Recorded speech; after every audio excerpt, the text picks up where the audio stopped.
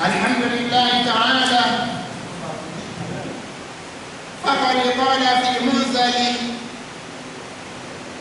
الكتاب القرآن الكريم بعد أعوذ بالله من الشيطان الرجيم وكذلك جعلناكم أمة وسطا لتكونوا شهداء على الناس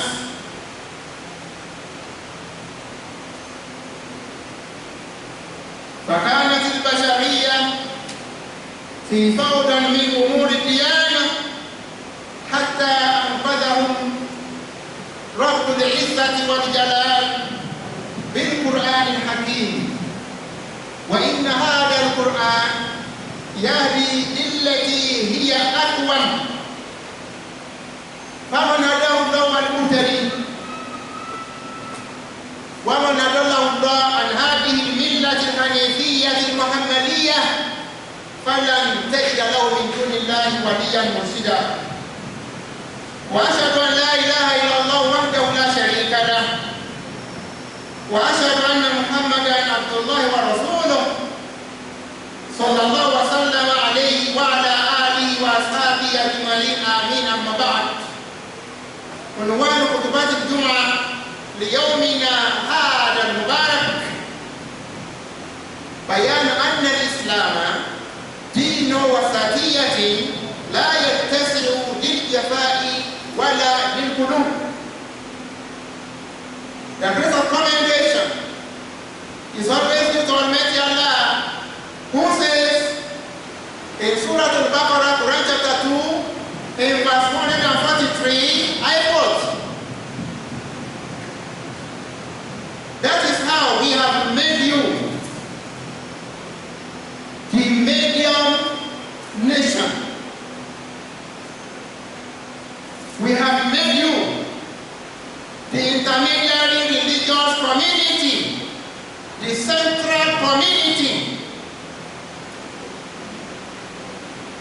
لتكونوا شهداء على الناس, so that you can become witnesses against the followers of other religions on Resurrection Day, when they will be denying the truth that came to them, and you will bear witness against them that their prophets delivered the true message, that the changes were made by them, not that the prophets did not deliver the message in full." Before Prophet Muhammad sallallahu alaihi wasallam emerged, human beings were in confusion as far as religion revealed from Allah subhanahu wa ta'ala is concerned. You found Judaism, you found Christianity, just as you found many other religions.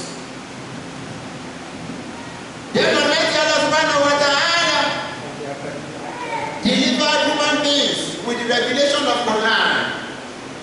And surely, as Almighty Allah tells us in Surah Al-Isra, Quran chapter 17, in verse 9, that this Quran, as we see it, guides people to the most right thing to be done. Therefore, anyone guided by Allah subhanahu wa ta'ala to be part of the followers of this transparent convention of Prophet Ibrahim and his later child, Muhammad sallallahu alaihi wasallam, that is the person that has been rightly guided. And that is the reason why this ummah of Muslims is going to bear witness against other followers of multiple religions by testifying in favor of their prophets, that those prophets conveyed the message of Tawheed to the world as revealed in an hadith authenticated and reported by Sheikh Bukhari as number 14 in volume 6 of his book. Here we are. Based on that, also testifying that there is no God deserving worship but Allah alone, and that Muhammad, the servant and the messenger, who should be taken as the role model in the manner of worshiping Allah. May Almighty Allah continue to bestow His benediction and peace upon the Prophet, his household and companions all together. Amin. The title of our Jumu'ah sermon of today is to explain to us that this religion that we are practicing, this religion of Islam, is a moderate one. It's a religion of moderation, that which does not accommodate roughness or extremism. I therefore call upon you people to fear Allah and to know that when we are talking about the centrality of Islam, when we are talking about the mediocrity of this religion of clear mission, it is what Almighty Allah has used in describing what Islam stands for, as He commanded people to practice it. Not as many are bent on practicing it.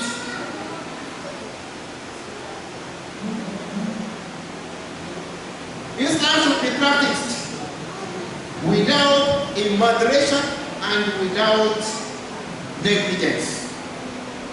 Immoderation is exaggeration in the bid of any person to abide by the rules of this religion, while negligence is to scorn the rules of this religion.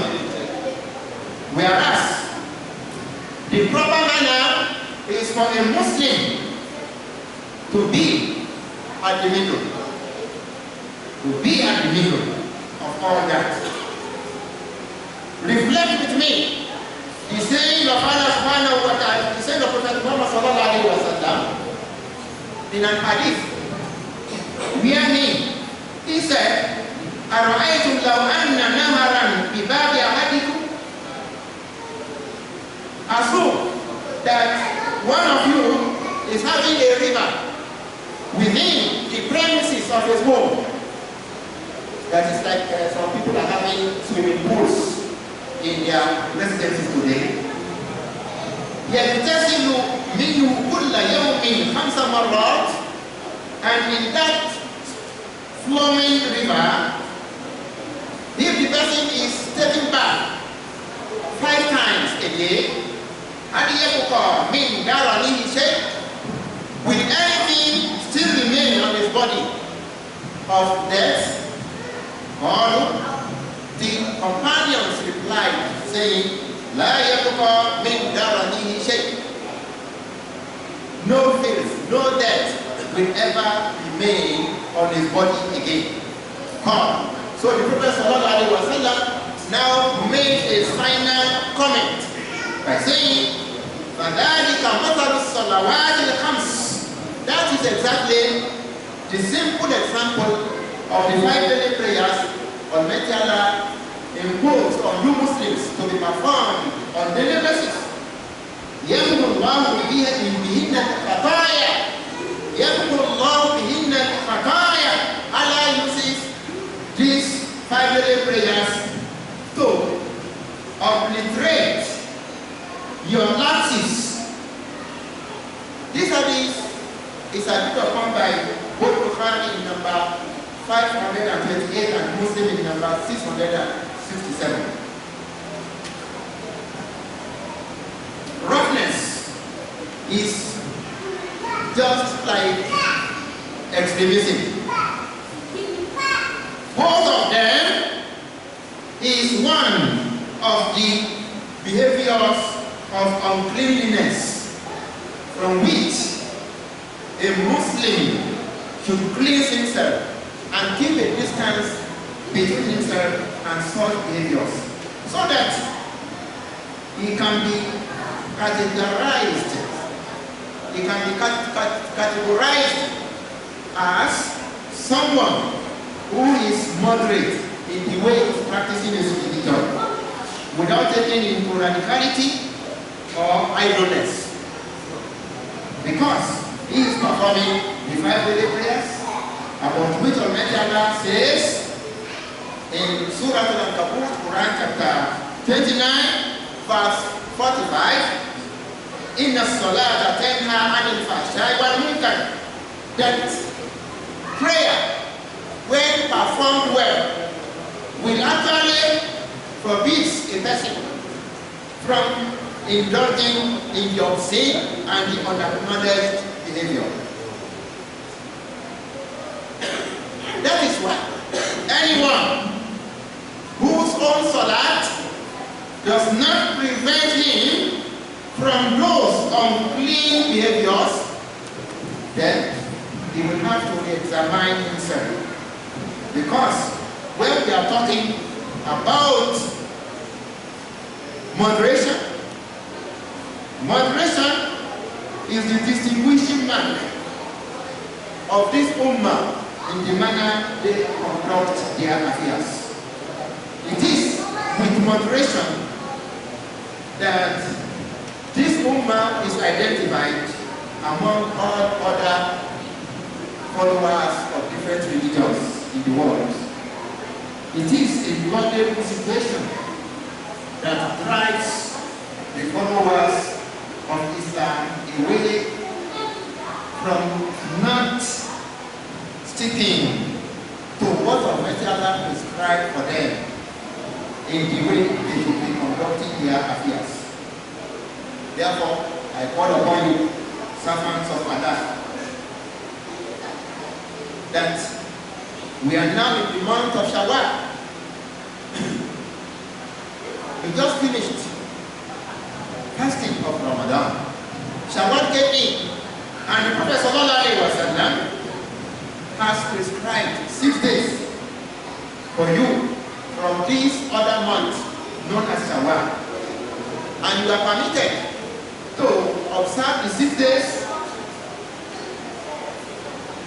at one go, without break, or to perform them scattered in different days as you can afford, because there is no hardship placed upon you in this religion. Commitment to these beautiful teachings will inform other people that we Muslims maintain moderation in whatever we do. This mediocrity of our religion we talk about has its visions in meritorious values, such as justice among ourselves and towards other people, doing good to all and sundry, also connecting the members of our relatives, making things easy for people to do, removing any inconvenience on their way, being lenient with the people, using wisdom even when you are advising them, being upright by only embarking on true faith. And also for you to make people feel safe from you causing them any misfortunes in this world. And also for you to remain strong in your steadiness on the path of this faith. And for you to always have keen interest on uniting this ummah, at the same time uplifting the word of Allah, and also getting engaged in conflict resolution among people. Also, stability of this religion, and to live your life according to the guidance revealed by Allah subhanahu wa ta'ala. And lastly, to always pray for people in the corridor of power, to believe that those who are governing you today are also products of the same society. You are to make your own contribution towards the correctness of what they are doing. You advise them, but when you advise with wisdom, with good approach, not by abusing. Because when you abuse someone and you want to advise him, the person will never listen to you. May Almighty Allah enable you and I to succeed in following this way of moderation in all of our affairs in this region. Amin, Amin, Amin. Ask Almighty Allah to forgive us our lapses. May Allah forgive us.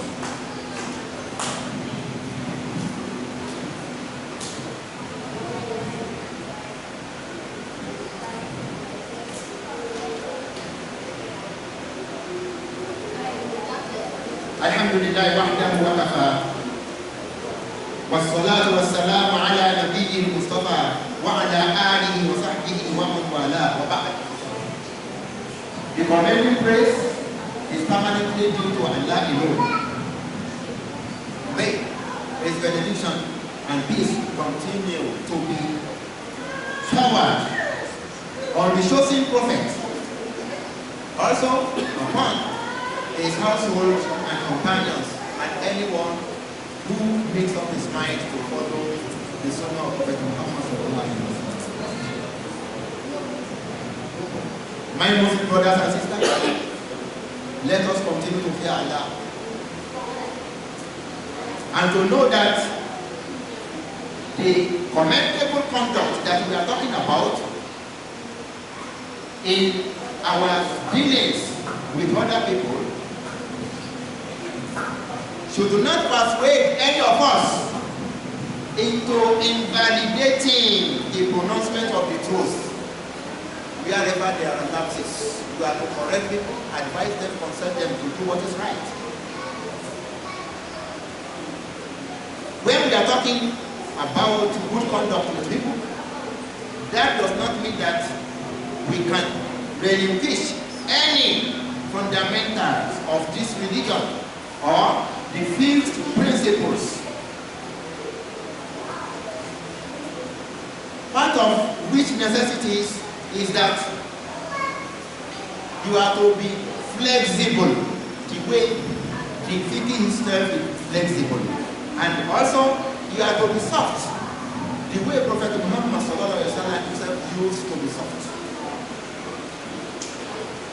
Softness does not mean that you are to compromise God. Rather, even moderation,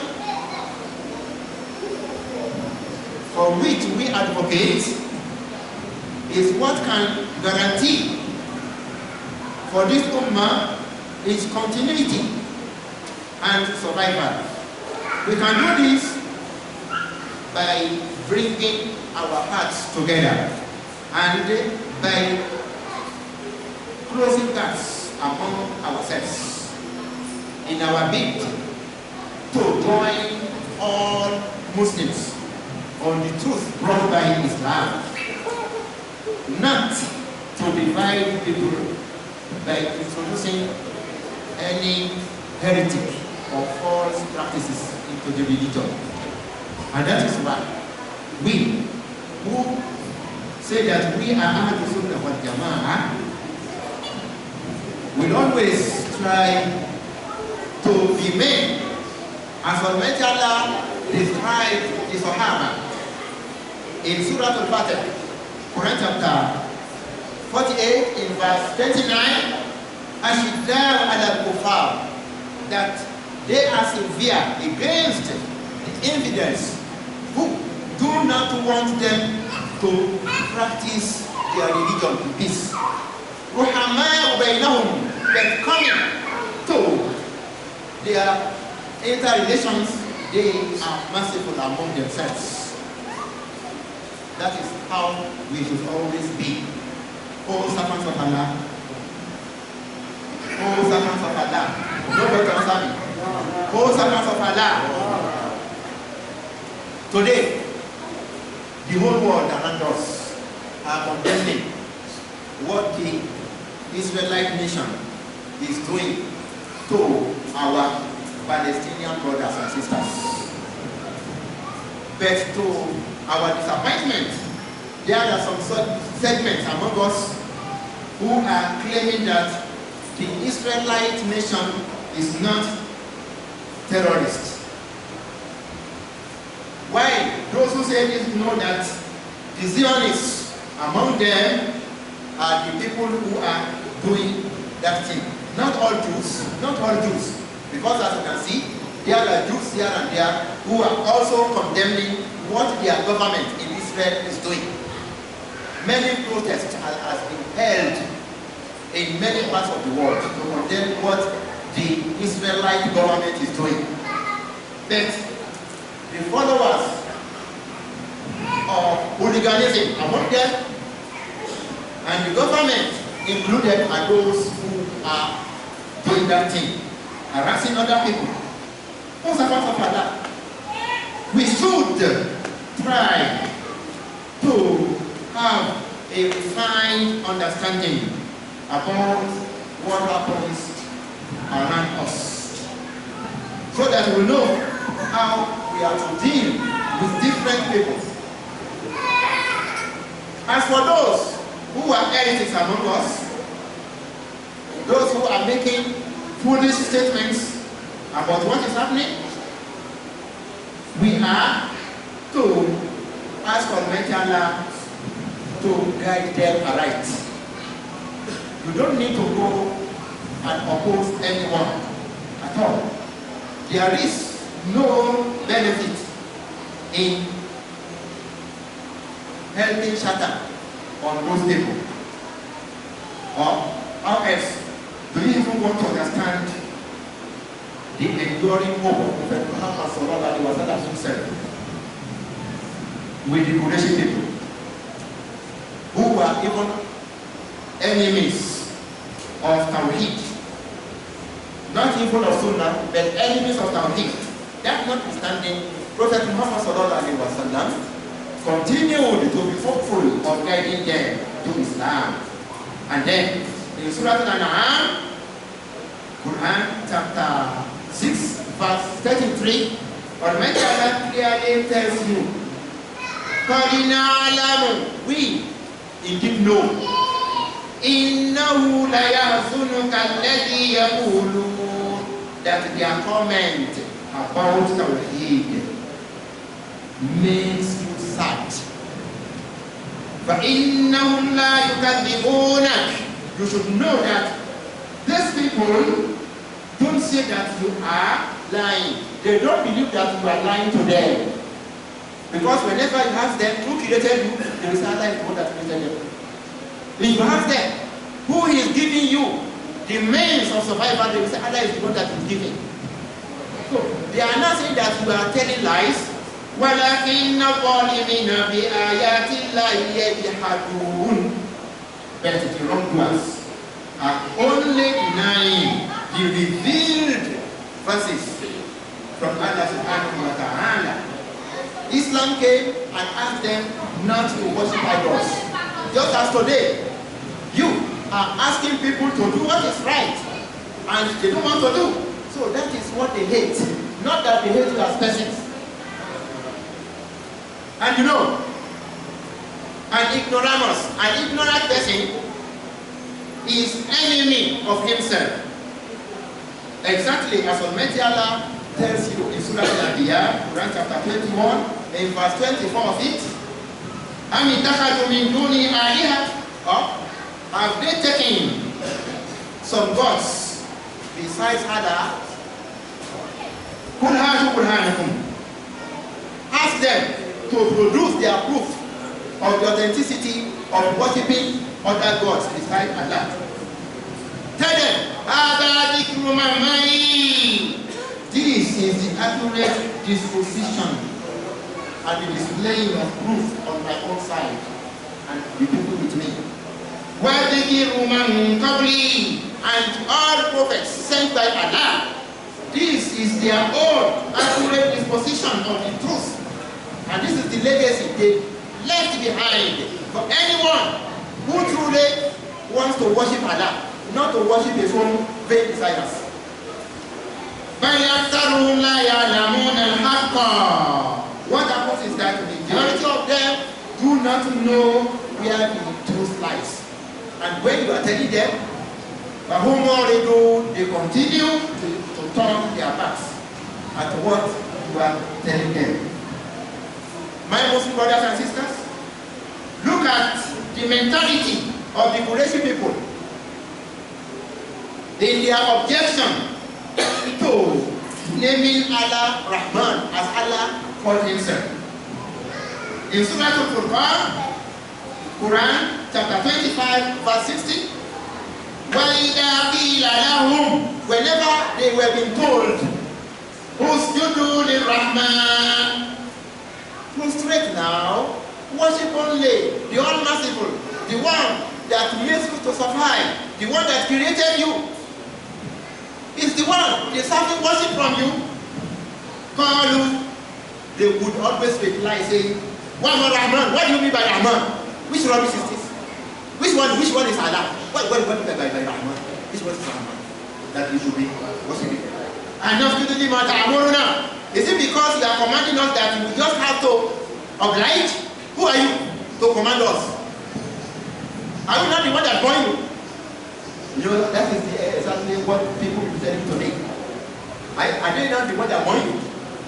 Why are you now putting yourself in the position of a commandant? And not simply matter, Amoruna. Shall we fall down in prostration just because you are commanding us? وَزَادَهُمْ نُفُورًا. The advice given to them used to increase them in dislike of the truth. And then, also, my Muslim brothers and sisters, pay attention to how the Qurayshi people rejected that important clause that was contained in the Treaty of Nigeria, when it is written in the document that Muhammad is messenger of Allah. But the Quraysh people objected. They objected. And you know that one occurred in year 6. Year 6 after Hijrah. The Prophet spent 13 years in Medina. He left 30 years in Mecca. He left Mecca for Medina. After spending 6 years, he went there to go and perform Umrah. The Quraysh people prevented him from entering Mecca. That is 6 years. And as you know, a treaty was made between him and the Quraysh people. Part of the agreements included that Muhammad is messenger of Allah. But they told him, Wallahi, by Allah, لَوْ كُنَّا نَعْلَمْ أَنَّكَ رَسُولُ اللَّهِ. If you have perceived that you are truly sent from above, we would not have prevented you from gaining access to the house. We would not have even been waging war against you. Because you know, in the 2nd year, they came for the battle of Badr. In the 3rd year, they came for the battle of Uhud. In the 4th year, they came for the battle of Trench. And so on and so forth. 6th year, the Prophet went there to go and perform Umrah. They did not allow him to enter Makkah. You can see the way they behaved. All this notwithstanding, Prophet Muhammad endured their obstinacy, their stubborn zeal of defending their false idols. The Prophet ﷺ was patient to hear their insults against his own person. You know, as I told you before, when people are insulting you as a person, you should not be annoyed. It is when they insult Allah that you have to be annoyed. So the Prophet ﷺ bore all their insults until Almighty Allah held him against them.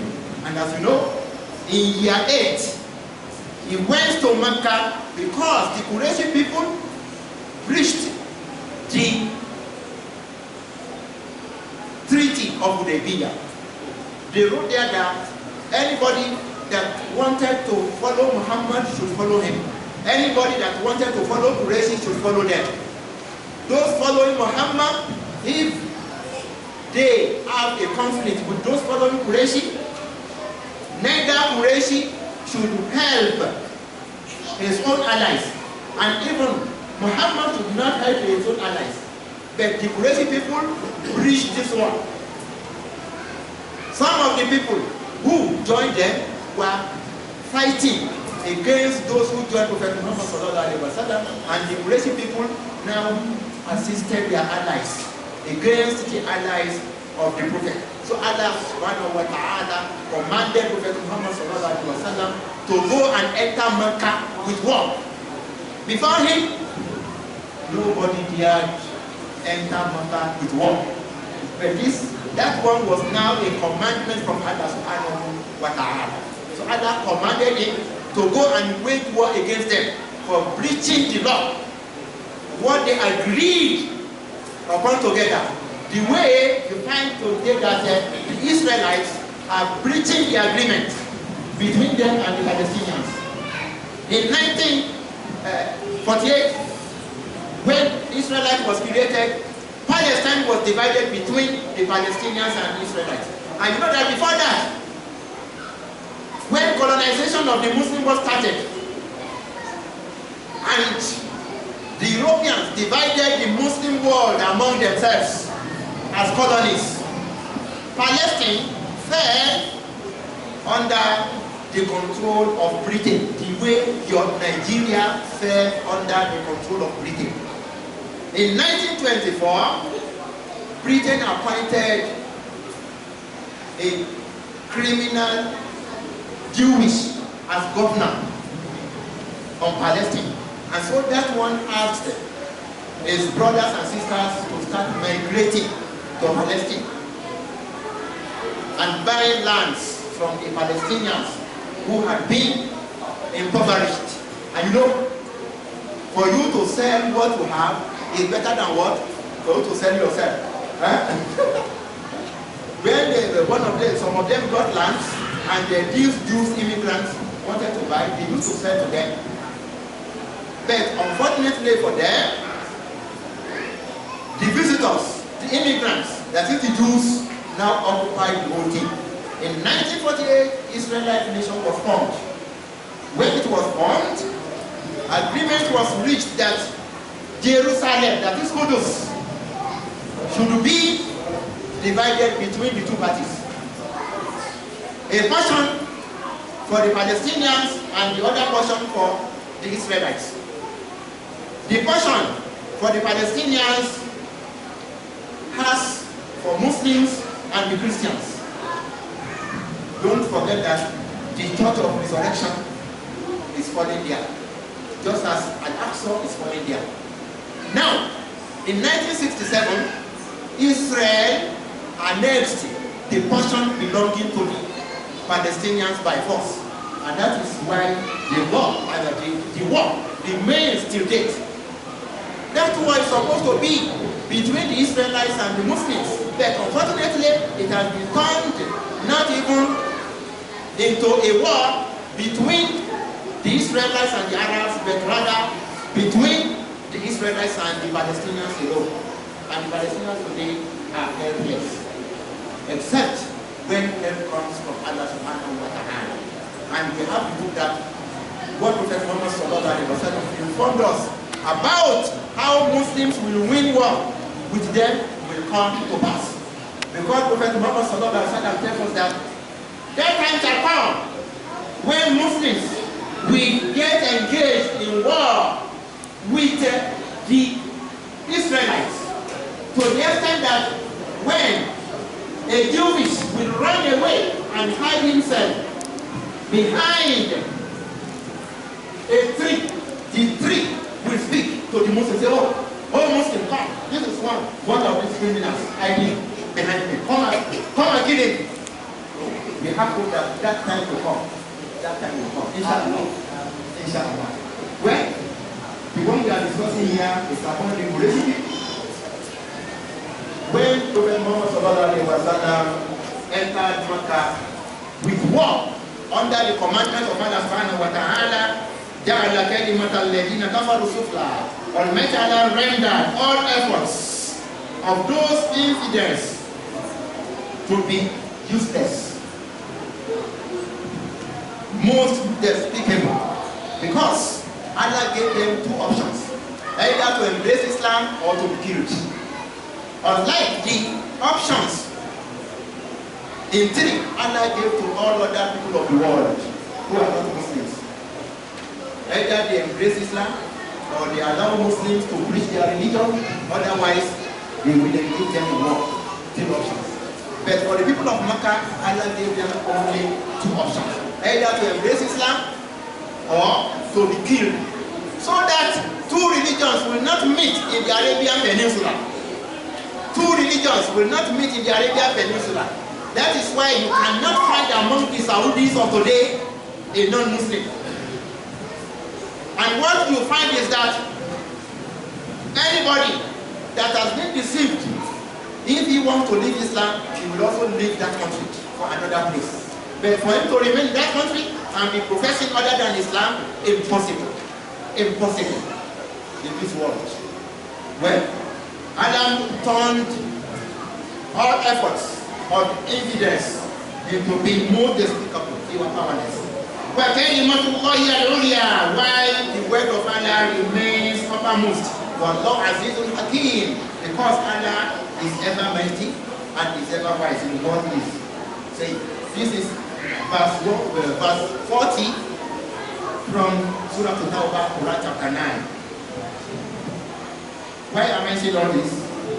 I'm saying this just to encourage my Muslim brothers and sisters on repairing damages among yourselves.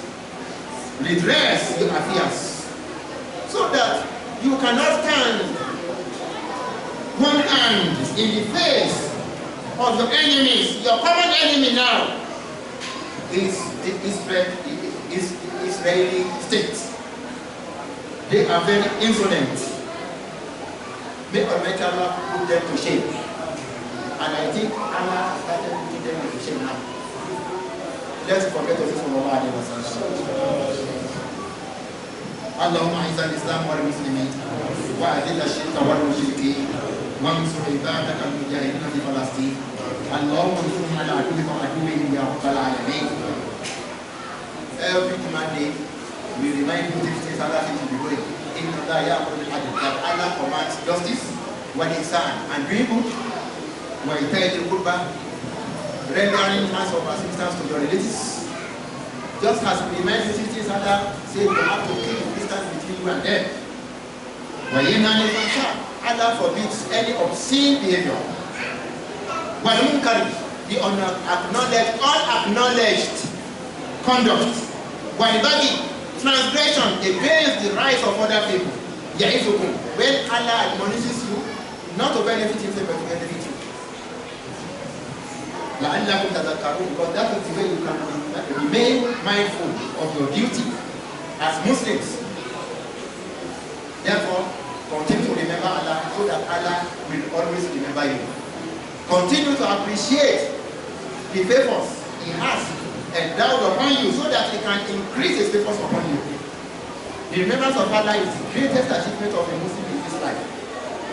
Allah knows whatever you do. May Allah enable you and I to always embark on doing what will make Him pleased with us. Amin. Summa Amin. Summa Amin. Rise up, let us observe our duties.